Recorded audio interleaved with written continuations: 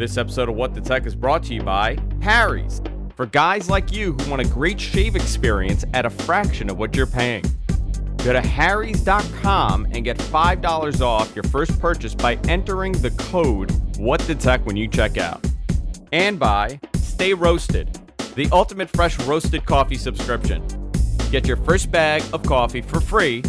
You only pay the shipping when you visit stayroasted.com/GFQ. That's stayroasted.com/GFQ. What the tech?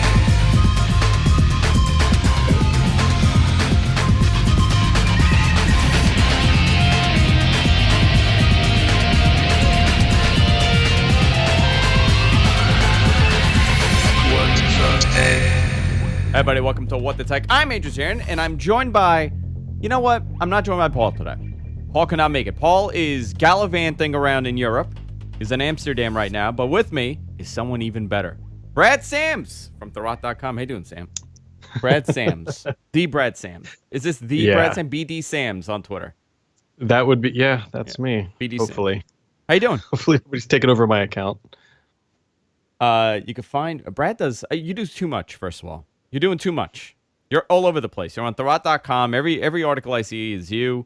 Paul is I don't know what he's doing anymore, but on Thurrott.com you do too many stuff. You're doing the First Ring Daily with Paul every day. 33 episodes in. 33 with today's show. Today was 33. Episode 33 went up today. You do the Sam's Report, which is a weekly show, and you're writing a lot of stuff, and I'm sure you're going to be doing a whole lot more. I think this is only the beginning. I don't know if that's a good thing or a bad thing. How do you manage? Do you have a set schedule like that you do every single day? Like on Tuesdays, this is what I'm doing. On Wednesdays, this is what I'm doing. Or is it so hectic where depending on what story comes out?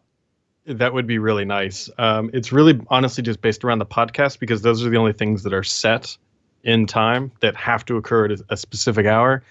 And no, an agenda and routine would be nice, but unfortunately that doesn't really work in this industry. Yeah. So it's just wouldn't it be great if you knew what was happening tomorrow? Yeah, it would be it's very rare. That's on occasion that does happen. That's what people call embargoed news. Yeah. Where Microsoft will or whoever will send us news and say, you know what, this goes live Thursday, and that's the greatest thing ever because then it's not I have 15 minutes to write this. I have 24 hours to get it done. So. Is that kind of hard though? I know this isn't really what we're talking about today, but is that hard when you're sitting on embargoed stories if it's a couple days and you're doing topical stuff every day and you're doing a podcast? Does it kind of enter into your mind and you got to self-censor? Yeah, so it becomes an issue a couple different ways. If it's a big news item and then something leaks early and you're sitting under an embargo and it's a gray area. Like if I have Microsoft's coming out with a new hardware product and I know that's happening on Wednesday and Tuesday at noon, information about it leaks and it's all right. The question becomes, can I write that? Yeah. Even though I've already agreed to an embargo, somebody else wrote it up. And that's when it can become really difficult because you got to make those decisions where do I want to piss off Microsoft and cover this because it's out there, or do I want to wait and then talk about it?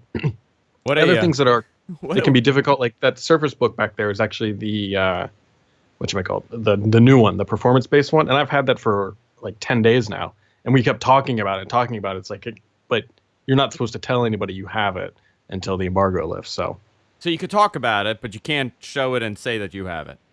Right, exactly. Which we should talk about that today. I didn't put it in the notes, but we should talk about the performance-based Surface Book. I have a lot of questions about it. Guys, sure. By the way, Thurrott.com, Thurrott Premium.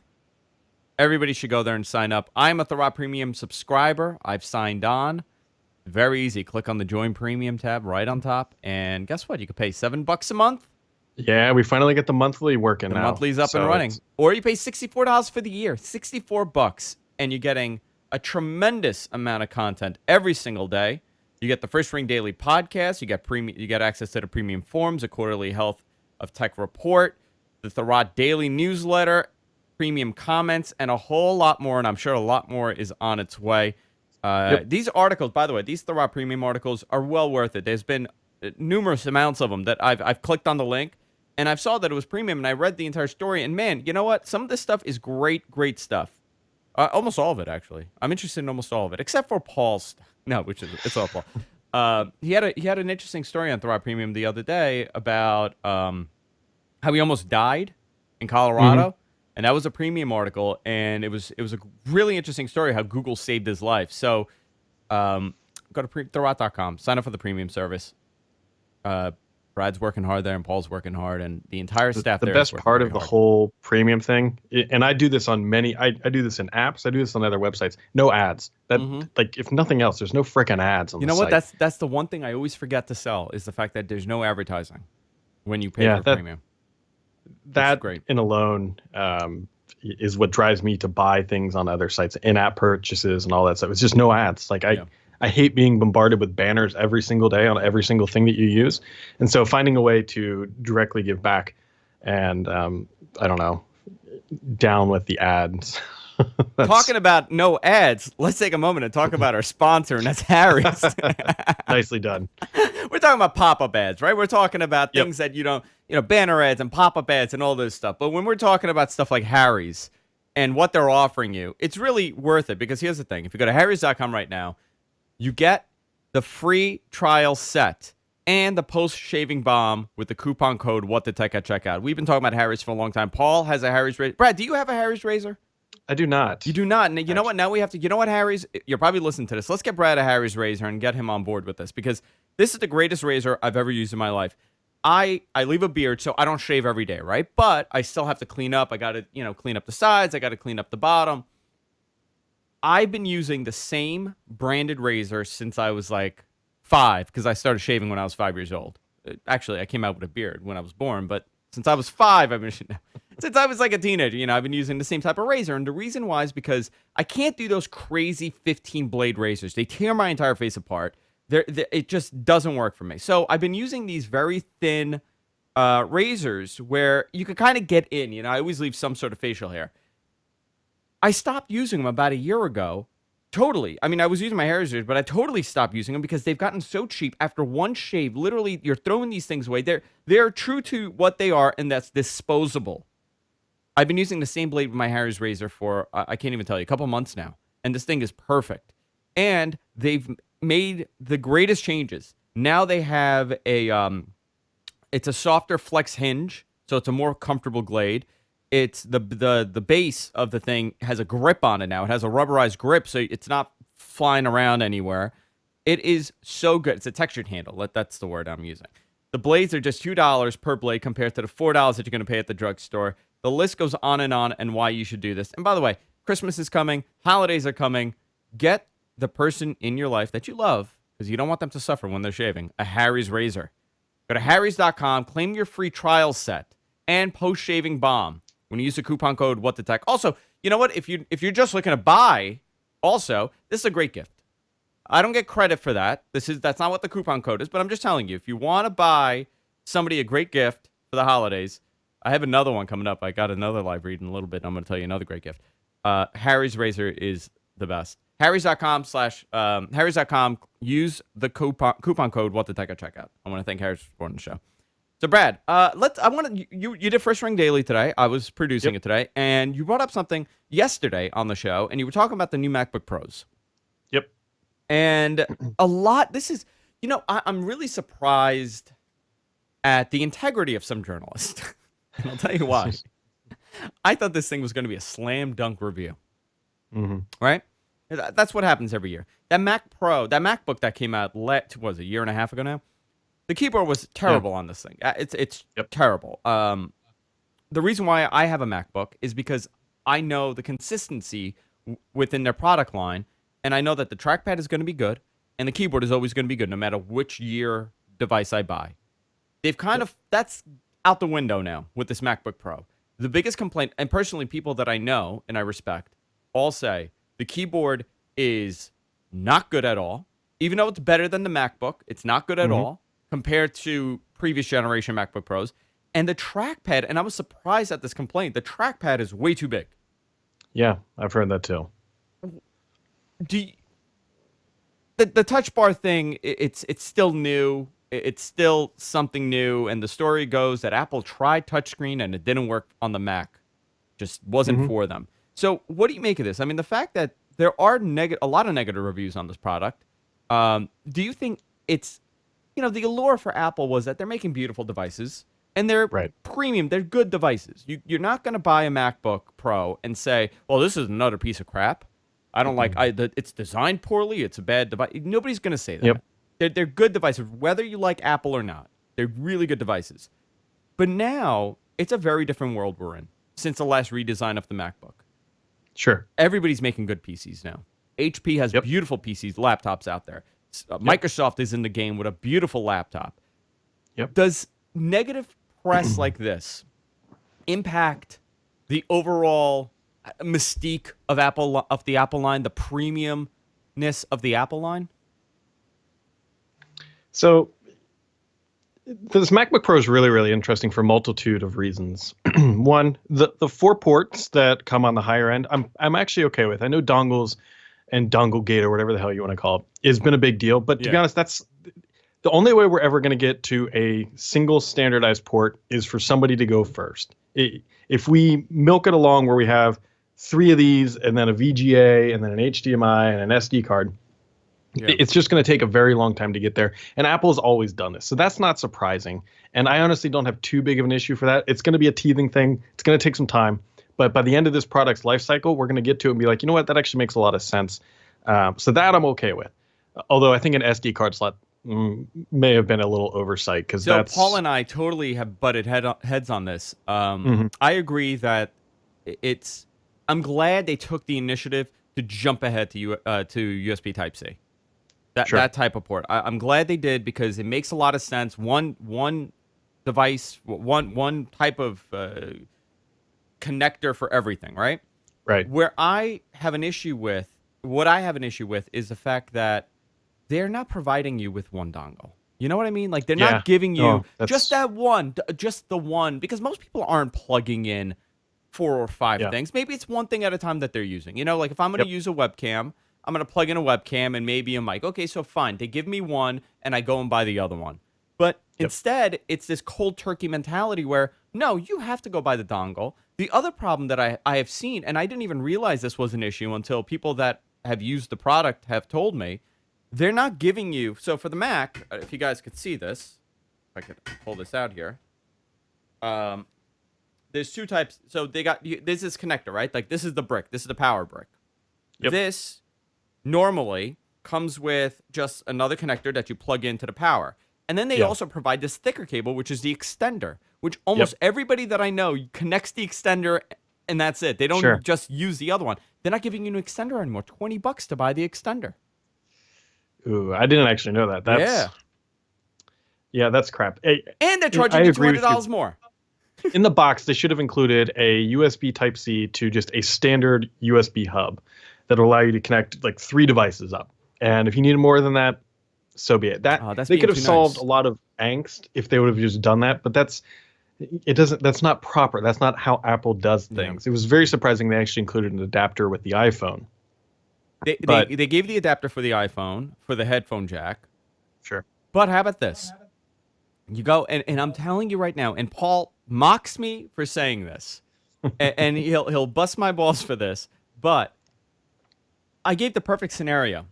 Most people that are going and buying this have no idea what USB Type-C connector is, what Thunderbolt connectors are. They don't know what's backwards. They don't know any of that, and I don't blame them for not knowing. They go into the Apple store, they buy their new MacBook, or someone gives them a new MacBook, and then they have their iPhone, and they want to connect their iPhone to their MacBook. Yeah, and they can't. Yep.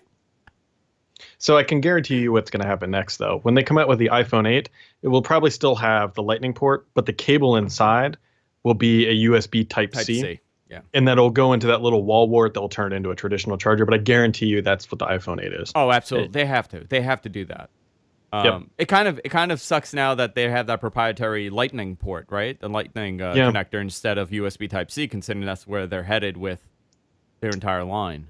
Which, I mean, in theory, they could change, but I think the USB Type-C is a little large for their phones. It might be a little. So too it might fat. be like literally too thick. Yeah. So they might be waiting for a revision or until they get their head out of their ass and actually, do a standardization of their ports and all that. But the rest of the book I think is okay. You're right. The mixed reviews are interesting. So people are saying that the trackpad is the size of Texas, which is actually too large. And I agree, there is an upper bound on how large you can make these things because it just starts getting in the way. They're all about gestures and whatnot. And then the keyboard, this actually really pisses me off. I love Apple keyboards. I have an older MacBook Pro upstairs, and I love typing on that thing. The Surface Book is okay. My mechanical keyboard is good. But on a laptop, it's great, and they're screwing with it. And I don't think they realize how good they had it. And they're like, you know what? People will just adapt. I'm like, So you've got an awkward-sized trackpad, a keyboard that's just not as great, and then you have the touch bar. The touch bar is... I have really mixed opinions on this because in some aspects I can see how it's functional, but at the same time, keyboard shortcuts are always going to be faster. Like, for example, if you're typing in Word and you can hit bold on the touch bar, Control B is still going to be faster. Yeah. So you also know where Control is and where B is, right? Because you've been typing for 20 years. And then people now have to look down at the keyboard to figure this out. Which we've been trained for 30 plus years not to do that. And then so the counter argument to that is okay, the touch bar when you're typing in Word will have things that aren't keyboard accessible. Well, if they're not keyboard accessible, I can tell you then they're very rarely used. So why the value of that scenario is not great. I understand how scrubbing through video and music can be kind of interesting, but at the same time, you got to look down. And if you're looking down to find out where things are, it's just not a natural experience. So I think it was a solution looking for a problem. And I think they said, you know what, screw it. We're not going to do a touchscreen because we've come out publicly against that and we can't go back on our word. So we'll put a touchscreen on the keyboard and we'll go with that. I believe Schiller was interviewed, right? Did you see that interview with Phil Schiller regarding why they haven't gone to touchscreen and how for 3 years they actually had prototypes. For 3 years they were working on a touchscreen MacBook Pro. And for 3 years, they had this made, and they were working around it, and the engineers are trying to modify it, and they're working with Mac OS and trying to come up with this phenomenon of an operating system for touchscreen. And he said it just didn't work on the Mac. I don't. That is such a cop-out answer to me. It is that it didn't work on the Mac. If it worked on Windows, right? Windows 10, Windows 7, Windows XP had touchscreen. Yeah, it sucked. It wasn't good. They kind of got it in Windows 8, but Windows 10 is a traditional operating system in every meaning of the word. It's still the X on the top that you got to click on, and you got to it's a traditional Windows operating system. Not very different than the Mac. Why does it work on Windows and it wouldn't work on the Mac? That's a question that was answered by marketing, is what that was. Yeah. And so let's just pretend that they did introduce a touchscreen Mac that still had the touch bar. They don't lose anything for this. And it's not like they were promoting that the display on the MacBook Pro was some revolutionary thing like they were on the Surface Studio. So it's just it's an arrogance decision that they think that they know what's better for the user than the user knows what's better for them. And granted, that's how Apple's operated since its pretty much inception with Jobs. But I think people do want a touchscreen laptop because they work. And regardless if it's not something you use every single interaction with, it's still nice to have for when you need it. And Apple is not going to go to the level of convenience just because it's nice to have. Yeah. They need to sell it at $1 million price point or they're not going to do it at all. And that's what we saw with the touch bar. Yeah, I mean, it's an interesting concept. And by the way, I mean, I'm talking about it based on what I've seen and what I have read. I do think that touch bar does have a very good case usage, scenario for many people. It exists, and the more development that goes into this over the next year or so, and the more third parties start developing for it, it'll get better and better. And in a year from now, this may be a very different discussion that we're having. Once we see, Lenovo did this a while ago, but it was more of a like an e-ink type display. Yeah, it was more of a static e-ink display. But when we see HP start developing for this, and Samsung and Asus, it may be a very different discussion that we're having in a year from now. Because I will guarantee that we will see other manufacturers trying to put this in. Oh, I guarantee it too. But the question becomes: is it truly a value add, or is it just a feature that's on a checklist that becomes something you have to do? to build a modern laptop. And so I think the jury's still out on that. We'll see what happens. Yeah, it's an interesting concept, but I was very surprised at the amount of negativity regarding the product. I will be using it in probably in a couple days. I'll probably get my hands on it and use it.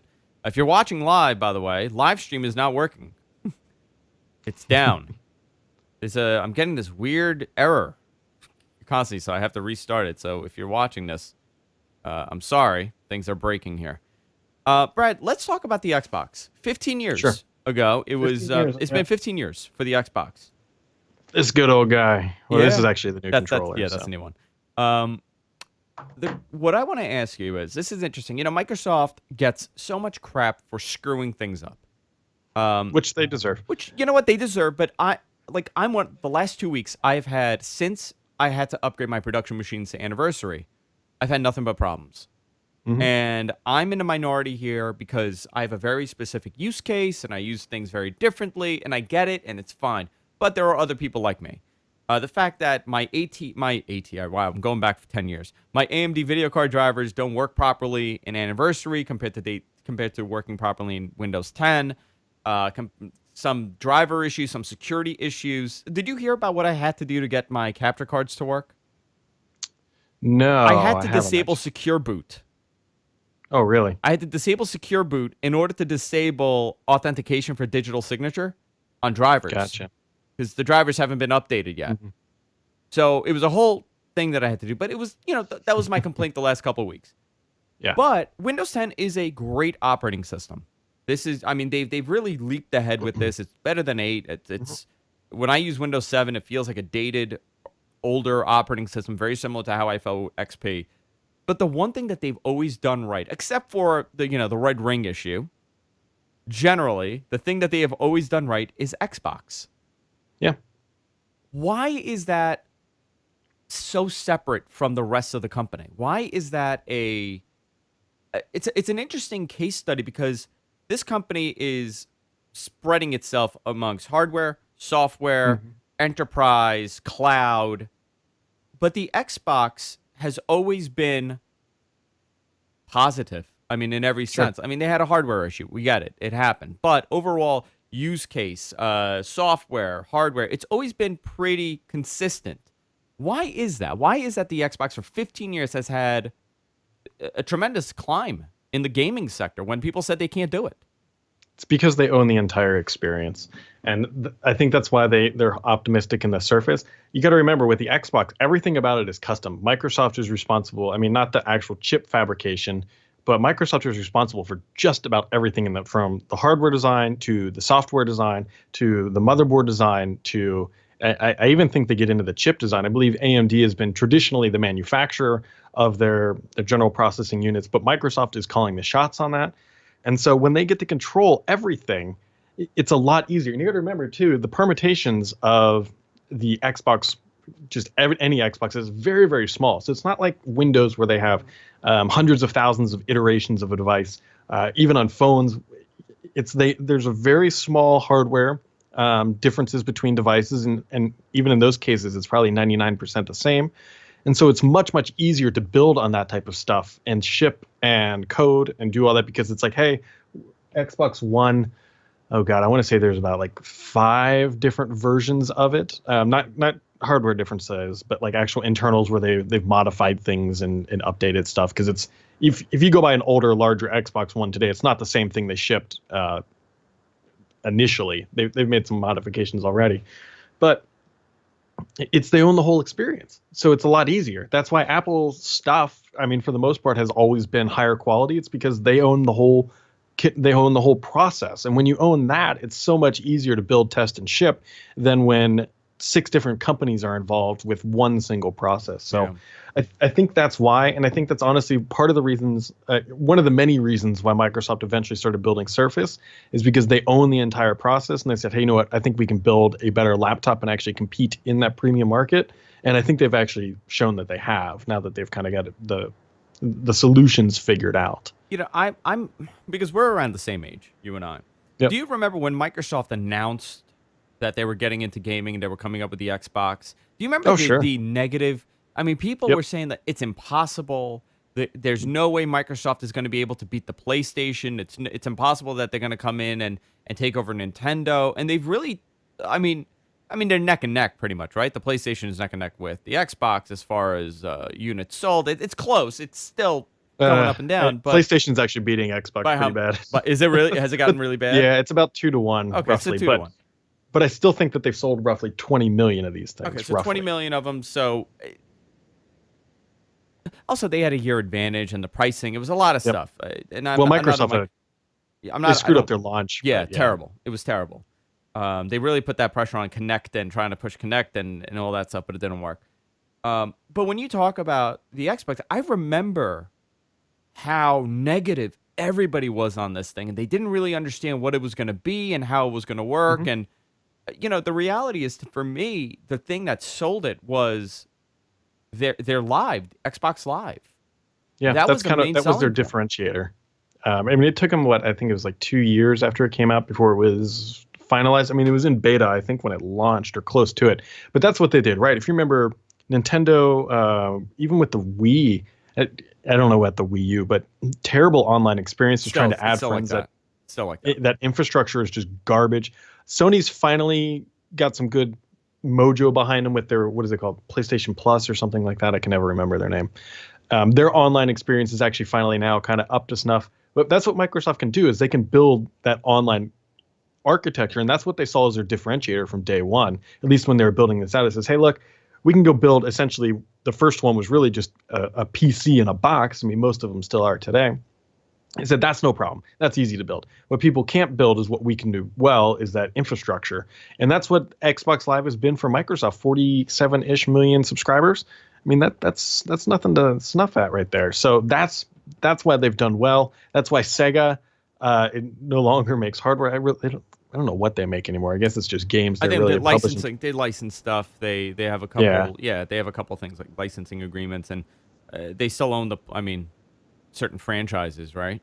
Yeah, and so and then Sony. I don't know. I mean, that's what Microsoft did. That was their differentiator, and it worked out really well. And it also helps that Microsoft has the money to throw behind this stuff, right? You look at a company like Nintendo. Granted, Nintendo has a lot of money, but Nintendo is dependent on game and hardware sales. If Microsoft had 0 games and 0 hardware sales, they would still make $4 billion in net income in the quarter from their other services. Yeah, tremendous. So that's the big advantage Microsoft has when it goes into a market. It says, hey, this new market, like the Surface line, we don't need this to make money. We can kind of fight through that. And that's what they did with Xbox, is they just put a lot of money behind it, a lot of marketing, gave it enough time, and the competitors couldn't compete. Microsoft was just very adamant on what they were doing, and it worked. And so the problem is that they got cocky and said, hey, look, we were late with the console market. We can be late to the smartphone market. We can be late to the search engine market. It'll be fine. We'll put enough money behind it. And it doesn't always work out that way. Well, the phone is a perfect example of this. Yeah. I'm still a little surprised at how Microsoft fell flat on their face with the phone. Sure. Hardware was great. The software was great. It just, they couldn't come up with an ecosystem that enticed developers to develop for. And that's alarming that a company like Microsoft couldn't get that aspect of it. This kind of actually goes back to the Xbox a little bit. When the Xbox launched, Microsoft was a completely different company. This was early 2000s. They were around the antitrust stuff. Microsoft wasn't always looked favorably upon. So from the outsider perspective, a lot of people didn't like Microsoft. They said, you're a big bully. You're just going to come in and just run over markets, take over, and screw over the little guy. And so they didn't really do that in the gaming sector too much, but they had done it in other areas like Office and web browsers and all that. And so people are like, Microsoft. So when the phone came about, Microsoft was still in this kind of recovery mode from people hating the company. And what Microsoft unfortunately needed for the phone to succeed, unlike Xbox, is independent developers to build apps. And those independent developers did not like Microsoft. They didn't have a market share. And so why were they going to waste their time supporting a company they didn't like, that had potentially screwed over them or screwed over their applications at some point? And so there was just like the perfect storm for Windows Phone to completely fail like it has. What's the future of Windows Phone at this point? They're just going to put something out every 18 to 24 months? And this guy just came out on T-Mobile, the Alcatel Idol 4S. Yeah. So the future of Windows Phone is not phone, it's they need to keep it alive because it's interesting to always have options. So what people fail to realize is that, right, these guys just run on ARM chips. So Windows running on here, which Windows 10 does, is just Windows on ARM. So they need to keep it alive for that standpoint to see what happens with ARM. Also, cellular connectivity is built into the ARM version of Windows. So they need to keep it alive from that aspect just to see if anything comes about. But really, the future is just when this truly is your PC, when you need a full-fledged PC in your pocket, Windows will have the advantage there compared to, say, iOS or Android, at least at this time. Yeah.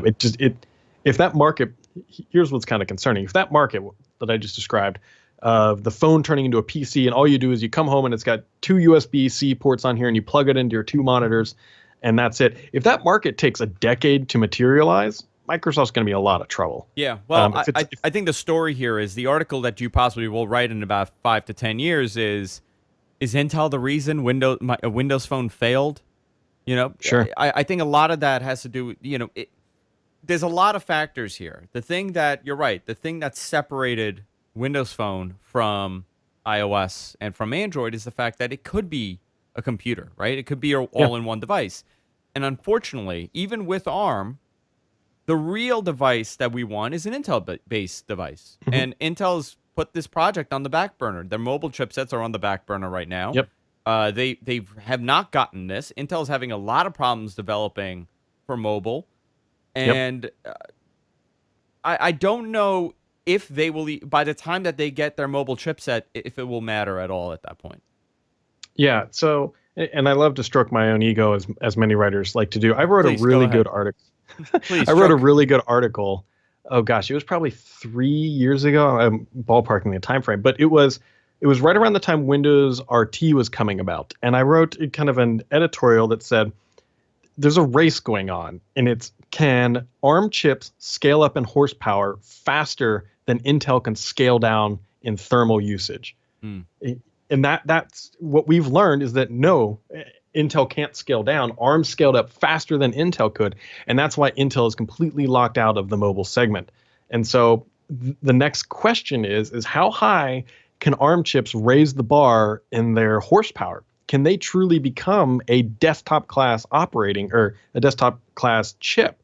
If they can, Intel's going to be in a whole shitload of trouble then, because Microsoft could effectively dump Intel if they it's not an overnight type thing, but they're keeping Windows on ARM alive because they could effectively dump Intel and get super low cost machines with high horsepower. We all know that Apple, essentially the iPhones run on ARM based chips. They might be custom Apple chips, but they're ARM chips, and Chrome runs on ARM chips. Chrome OS. Yeah. So if these chips get to that level where it's like, you know what, this is really fine for a desktop PC for a low end market, Intel's got to be getting nervous about that. Yeah, I don't see. On the desktop, you're always going to want horsepower, and Intel, Intel's kind of slowed down as far as development goes, as far as performance boosts is over the last 5-6 years. It's kind of slowed down if you look at it. Those initial i7s, those 2700s and those 2600s. Those are great chips, and you were so much better than what AMD was doing. It was so much better than the previous generation Intel chipsets, where it was a noticeable difference. I have the latest I have a Haswell E. I didn't go to Skylake, but I have a Haswell E chipset, and I have to tell you, the performance boost, 10, 15%, 20% maybe. It's not this, oh my gosh, what a big difference. And when you're slower to adopt new technology, that's when it really hurts these companies. Yep. When there's no reason for you to, I have a 2012 MacBook Pro and I got a 2015 MacBook Pro, and I have to tell you, performance-wise, they're exactly the same. Yeah. Well, the bottleneck for many, many, many years wasn't the chip; it was the hard drive. Right? We were locked into these 5400 on a laptop, maybe 7200 RPM hard drives if you're lucky. And then as soon as you swap, like you can go take an old MacBook Pro that has a spinny platter drive and put an SSD in there, and it'll be great for years to come. Yeah, I've actually done that to all my old laptops now. Yeah, every single one. I have, I have older, like I have a Lenovo here that's a 2011. I have another laptop here. I swapped all the SSD, all the 5400, 7200 RPM hard drives out, and I put SSDs in that thing, and it's running unbelievably. Yeah. which you bringing up AMD actually raises a really interesting question. If AMD was smart right now, obviously they're not going to win the horsepower game against Intel. No. They lost that battle, right? They're in the low class economy section for most of their chips. Someone's going to email me and say, they still have their bulldozers and they're good and whatever. If I was AMD, I would be investing a significant amount of money in trying to build an x86 chip that fits in a phone. Because Intel said they can't do it. But they also have that thermal problem. They have a tremendous problem with that because the AMD chips run. You know how okay, I'm going to tell you, you know what AMD should do if they're smart? If they're really smart, this is exactly what they should do. Forget about the PC. They got to get into portable heaters. Okay? You're cold in the winter. Your heat's not working right. You know what you do? Take a desktop, take an AMD desktop, maybe something from maybe 2-3 years old. Put it right by your feet. You heat up this entire house.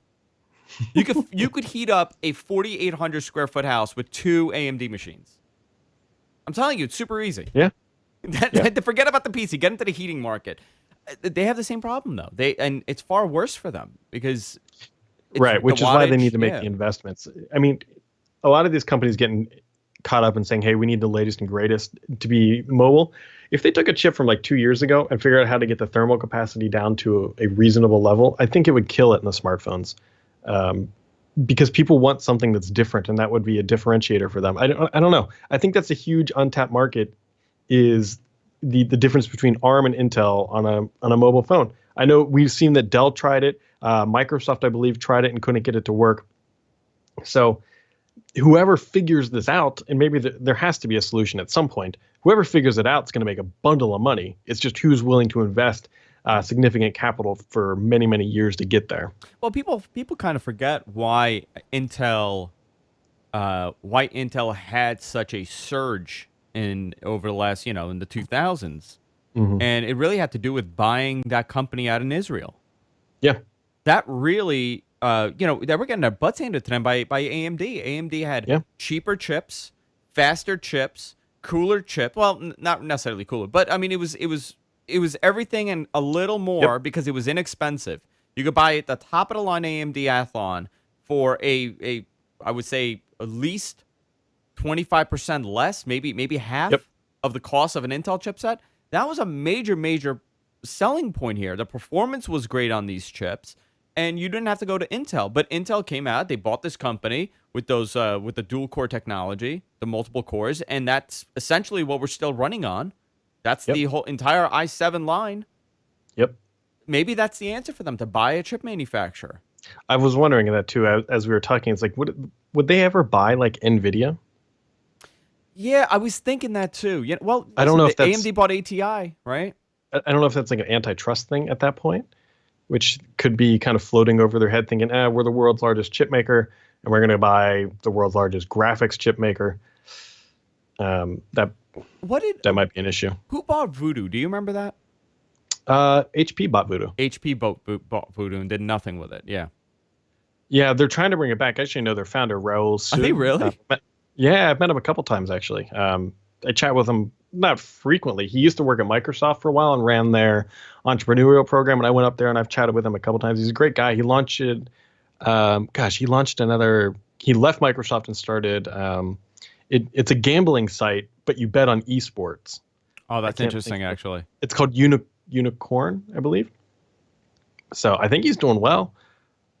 And he started Voodoo out of his garage and then sold it to HP for a gargantuan amount of money, I assume, because I believe he drives a Ferrari. Yeah, I had a Voodoo 2.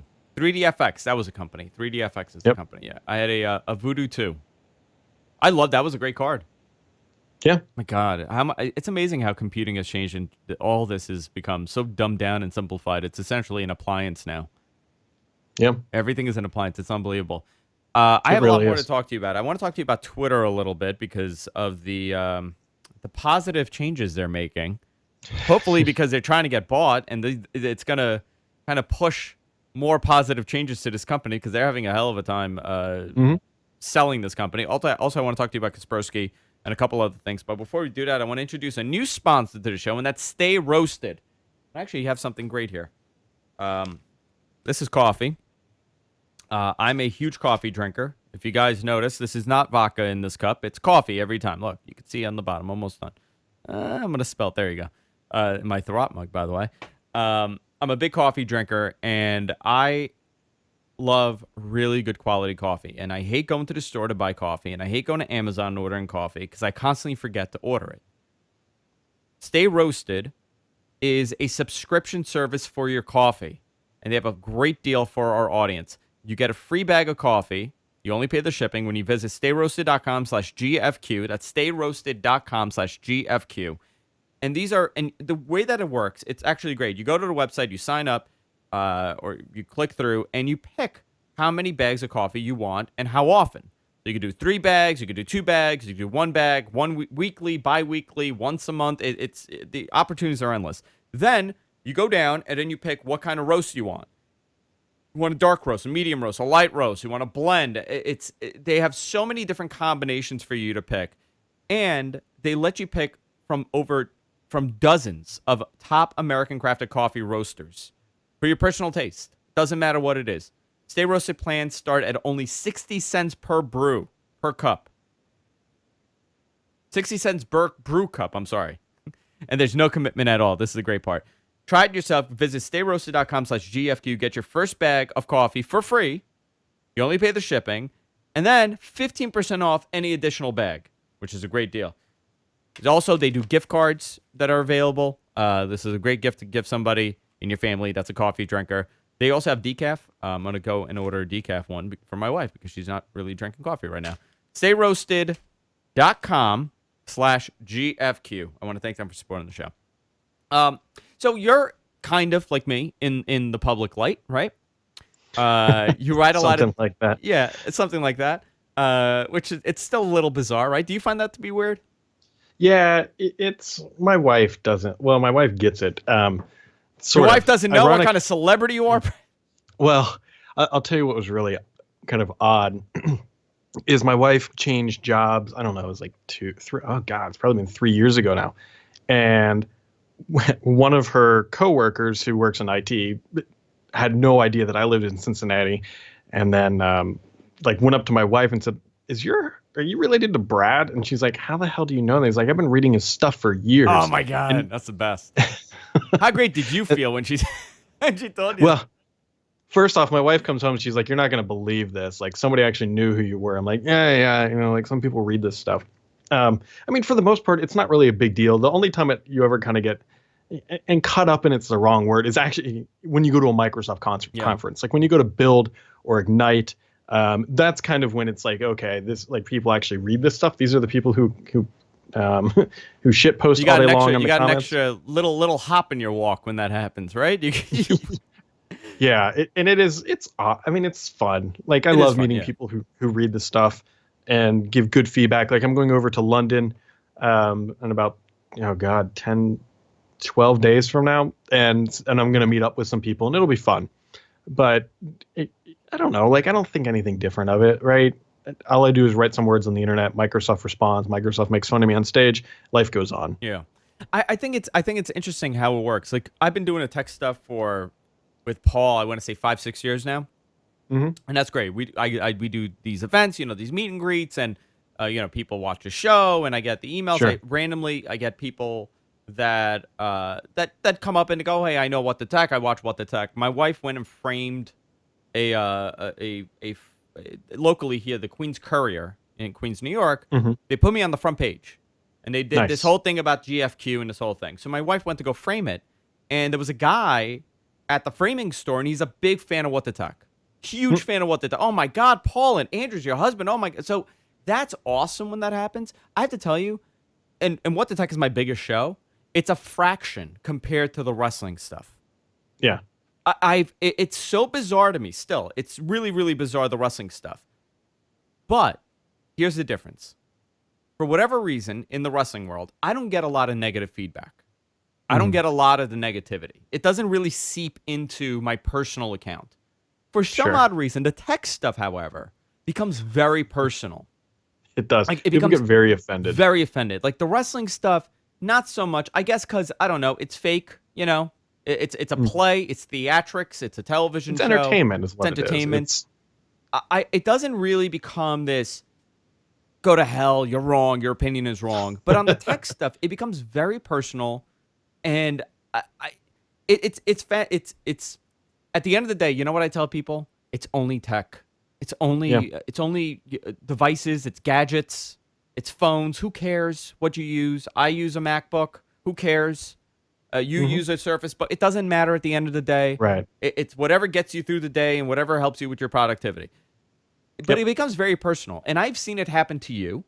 I've been tagged in stuff that you've been tagged in on Twitter, where people are just losing their minds and they're screaming about the Illuminati and they're saying that the moon landing didn't happen. It gets really nutty. And it really does. By the way, this is a real example that I'm saying. I don't know if you saw it, Brad. This is a real example where a guy's losing his mind and calling me a shill and how I'm an idiot and Microsoft is crumbling and nobody needs it. You could use Linux, all this stuff, and going on and on. And then I look on his feed, his Twitter feed, and this guy's writing to the BBC and he's writing to, all these news organizations talking about how the moon landing wasn't real and it's staged. And when you're talking about the moon landing and reptilians, being presidential nominees, I'm kind of going to back up and say, okay, there's no arguing with you. Unfortunately, I sometimes take the bait, which you're a little better at, and Paul's much better at than I think both of us at this. Yeah. But sometimes I want to know why someone feels that way, and then it just plummets. The conversation goes totally off the handle. And sometimes I wish that I could. So that's easy, right? You just block the person and you never have to see a thing again. Yep. This presidential election, I don't care what side you're on, has really brought the crazy out of people. Really, yeah, it's gotten a little bit. Just a little bit. It's gotten, to the point that we're going off on a tangent here, but this is going to get back into this. I swear to you, we're getting back into the topic here. I wrote something, Brian Brushwood, which I don't know if you know Brian. Do you know Brian?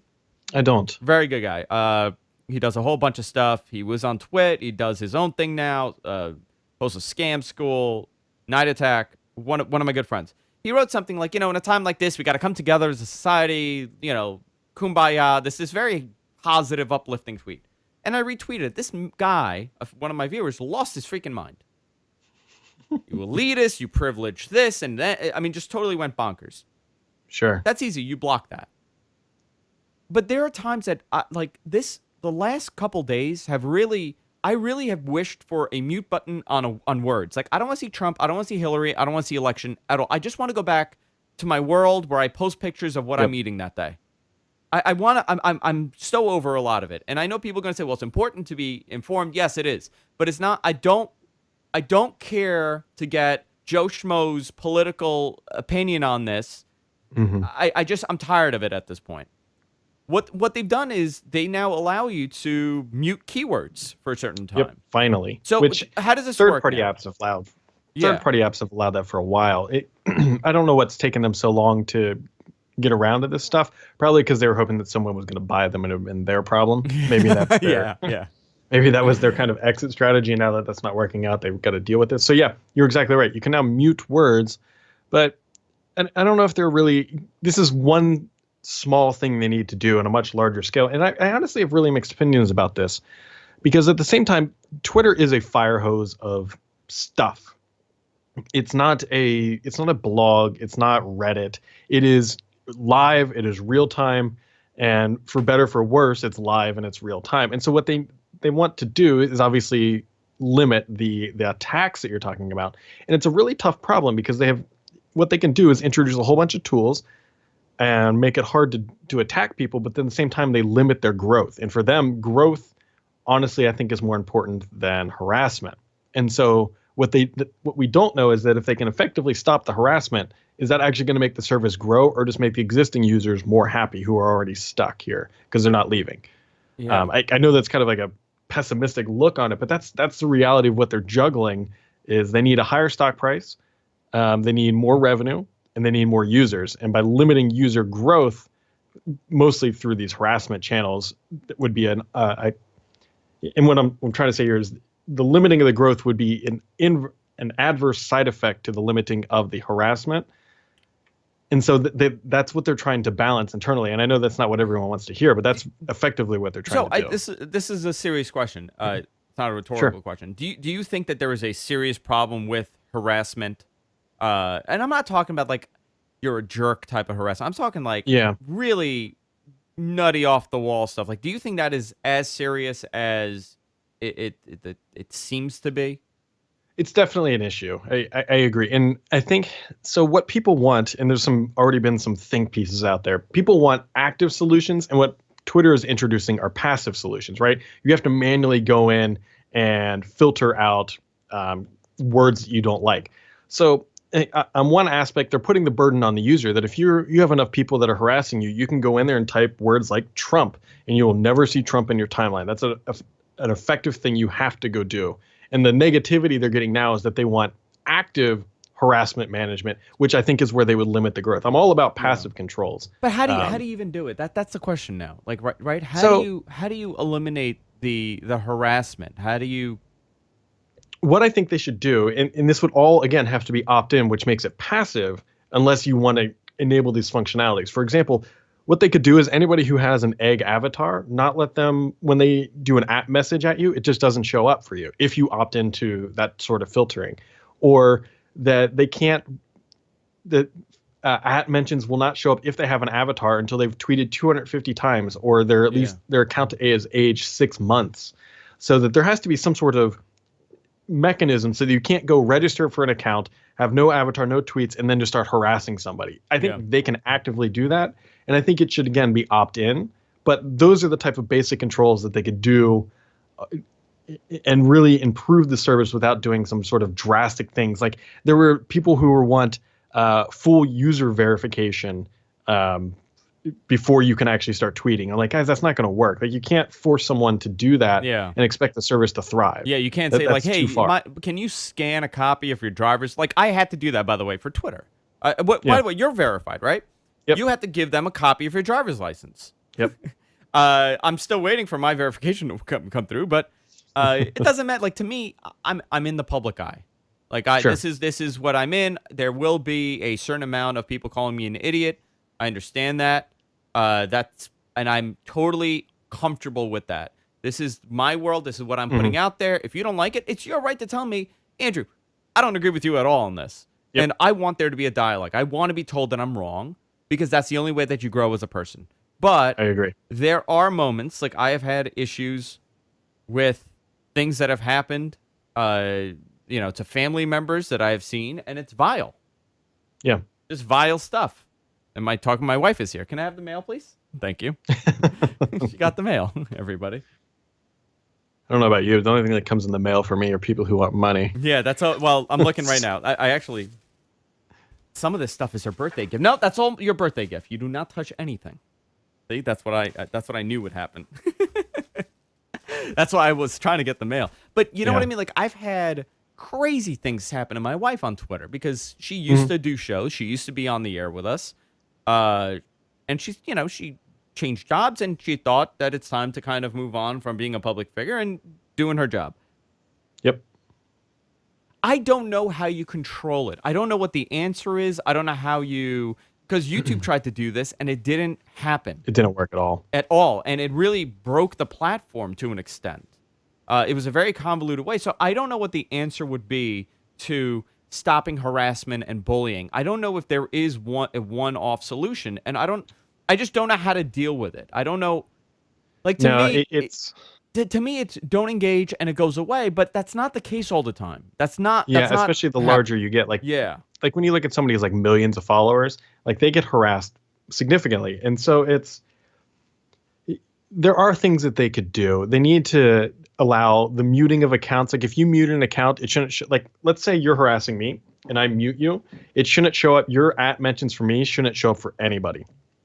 I wonder how that would go. I don't know. It's like they're trying to tame a riot, really, because Twitter is just constantly being fed information, and it's their job to try to figure out which of those, that one tweet out of a million, and I bet it's honestly not too far from, well, it might be a little higher, but even if it's like 100 tweets out of a million, that's still really hard to actually figure out. So they're never going to be able to fully control it because, like, let's say I go nuts and I just start harassing somebody. Well, I've had a good account for a long time, and somebody finally blew my gasket. And so they'll never be able to prevent certain things. But I do think that what they need to try to do to be on an active thing is those brand new accounts that are just spun up just to harass. That I think they can kind of knock out, and I think that's what they need to show that they're going to do, and they haven't done that yet. Yeah, I think I'm hoping that they come up with some sort of solution that works for everybody. I don't know what the most realistic thing is, to be honest. I don't know what'll work for them. Facebook has this problem too, but at least with Facebook, it's, they're kind of a little bit more proactive with like your real name. Yeah, Facebook's got the issue of fake news. That's what they're dealing with. Yeah, now. that's what they deal. Well, I think that's the entire internet now, right? The fake news thing. Yeah. There was actually a really good post that came. I think it was. I don't know where I read this. It was a Hillary bashing article from the Denver Guardian. Denver Guardian doesn't exist. That's amazing. Like right? it's only been around. Like that domain has only been around for like 6 months. And somebody like really dove into the Denver Guardian doesn't exist, but it sounds like a real domain Sounds name. like a real, yeah. And That's it was amazing. just bashing Hillary Clinton, regardless of what your political viewpoints are. That should not be allowed on Facebook. They should be trying to monitor that stuff, but they fired all of their human editors. I think it's amazing. I mean, first of all, I think with more education, the more we realize that some of these things are fake, and we should further explore certain stories. Well, you should always, even if I Double read check. it, you should always taken a little bit of skepticism into anything that you read. You should naturally be a skeptic of something somebody else is trying to tell you until you can verify it yourself. Hey, Brad, do you have 10 minutes for the wrap up? Okay, yeah. cool. Guys, we're going to wrap it up right now. We started the show an hour early today because I had to replace Paul at the very last minute, and Brad was gracious enough to step in and say, hey, I'll do the show. It's always fun when Brad's here. Brad, where can people find you? Obviously they know, but let us know again. Really, the best, talking about contacting, actually, if you're going to reach out to me, Twitter's the best way. I hate email. So just at BDSams on Twitter. I'm on Throughout, I'm on Petri, I'm on YouTube, wherever. It's all the same username, but BDSams on Twitter is probably the best way to contact. And therot.com, of course, sign up for the premium service, $64 a year, $7 a month. Sign up there, a bunch of stuff. Brad does a daily podcast on there with Paul Thurrott called First Ring Daily. Yep. Every day. And then on Fridays, it's a free show. It's live on Fridays. Yeah. Great stuff over there. You can follow me on Twitter at Andrew Zarian. Obviously, Paul, you can follow on Twitter at TheRod. You can follow Brad at BD Sams. And remember to subscribe. We're everywhere podcasts are available. We'll see you next time, guys. Take care.